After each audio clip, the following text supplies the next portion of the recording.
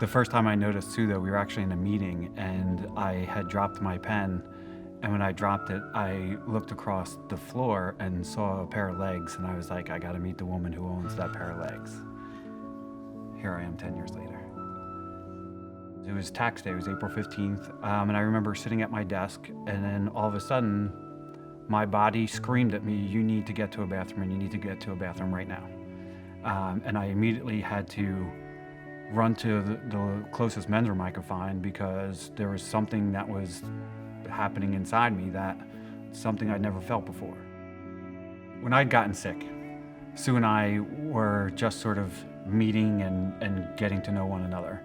I was trying to keep from her what was going on with me because I was fearful that it would be such a turnoff for her that she wouldn't want to stay with me.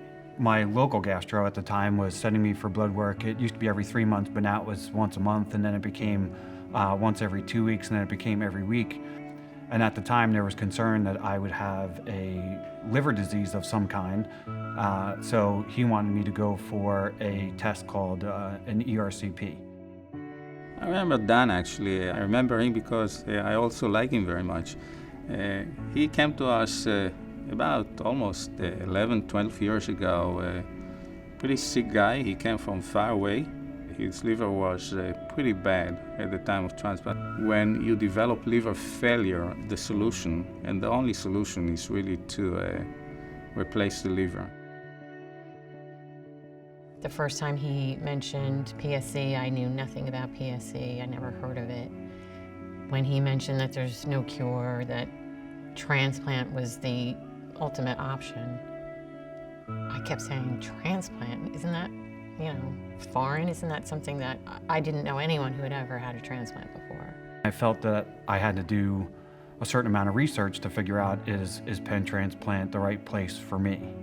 And I started doing research on transplant facilities and transplant hospitals, not just in the Philadelphia region, but living in New Jersey. I was looking at New York City as well. Penn Medicine had the highest success rate 1 year out, 3 years out, 5 years out for liver transplant patients. They have a world-class transplant institute, and I just felt, hands down, I want to continue my journey with Penn Medicine.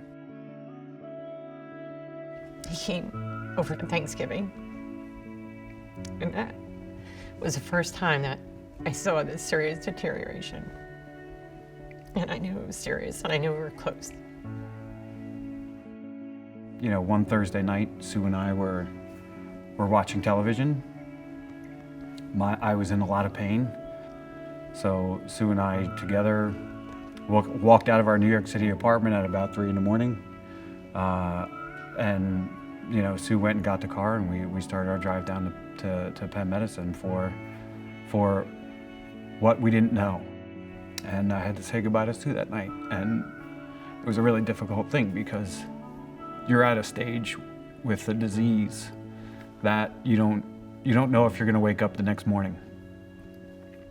So saying goodbye to her that night was probably the most difficult thing I had to do.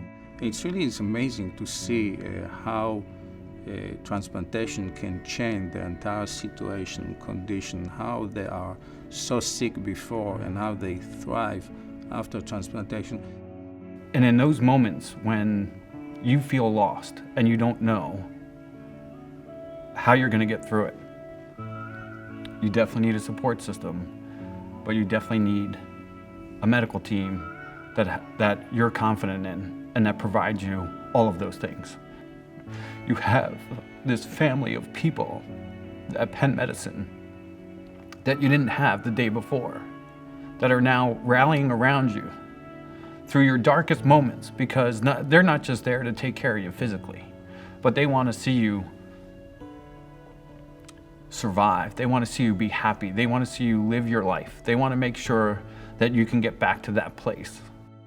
After transplant, we had lots of conversations about, you've had this really incredible experience. You've been given a unique opportunity to get a second chance at life. What do you want to do with it?